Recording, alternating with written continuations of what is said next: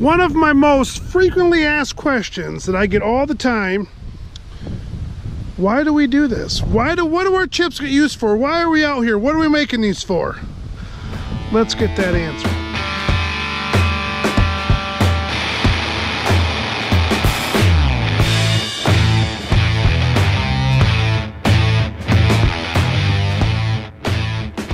So that's the main question I get probably the most, is just what are these things used for? Why are we doing this whole thing? Why do we have this big machine that weighs 60 tons? What are we doing here?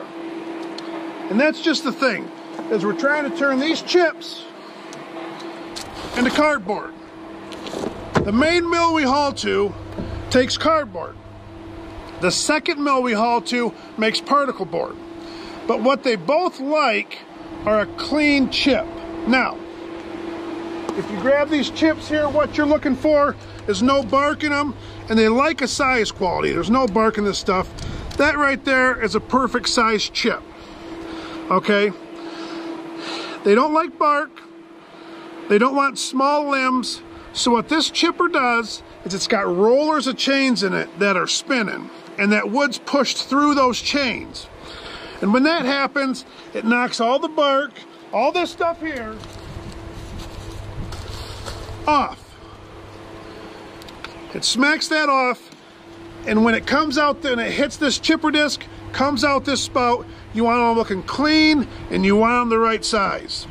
So that means they do check our chips, not necessarily every load. They run our chips and they spec them. They don't want that bark. They don't want them small limbs in there. They want a nice clean wood chip to make this wonderful cardboard that we use in everywhere cardboard is used. So I know some people don't quite understand a lot about timber harvesting and how the timber grows back up so quick and it can get harvested again in 30 to 40 years. But no one likes the fact that everything we buy is in cardboard. I mean, so much stuff we buy are in paper products.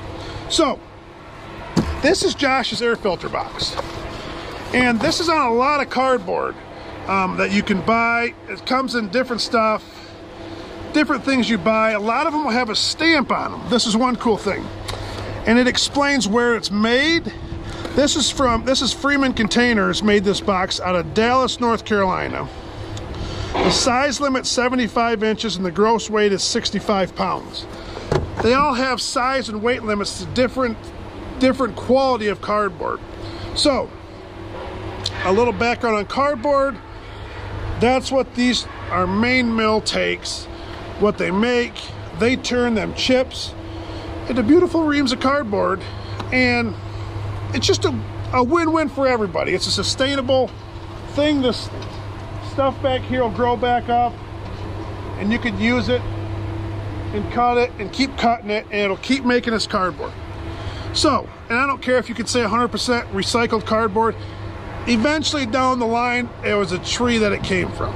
So the mill that we haul to, they want 3 different types of chips.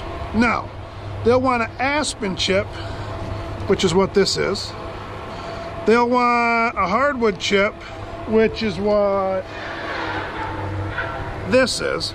And the hardwood usually is, on this job we have ash, soft maple, a touch of hard maple, cherry, beech, what am I forgetting? Stuff like that. Then their third one they want separated is oak. Your white oak, your red oak, your black oak around here, that's what we're dealing with. So they want those 3 things separate. So if I gotta do a load of aspen, a load of hardwood, and a load of oak, I want to keep all them trees separate, which the buncher guy keeps all those species separate. He would love it if they just take them all together, because then he could just cut. But he's got to sort that, separate it all out. That's what they're looking for.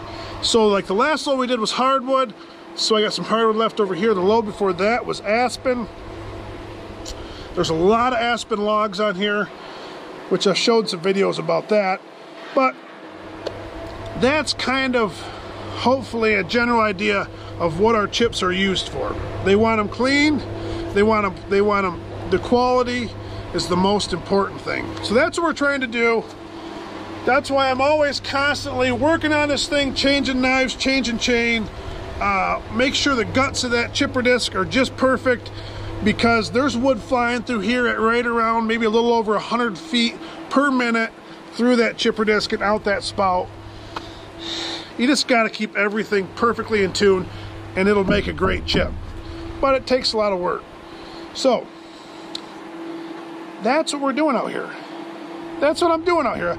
I run this machine, and that's the thing about the wood industry in general, is we're all doing something different. We're all hauling to a different mill that wants a different product, and every mill does something different. That's what our mill does.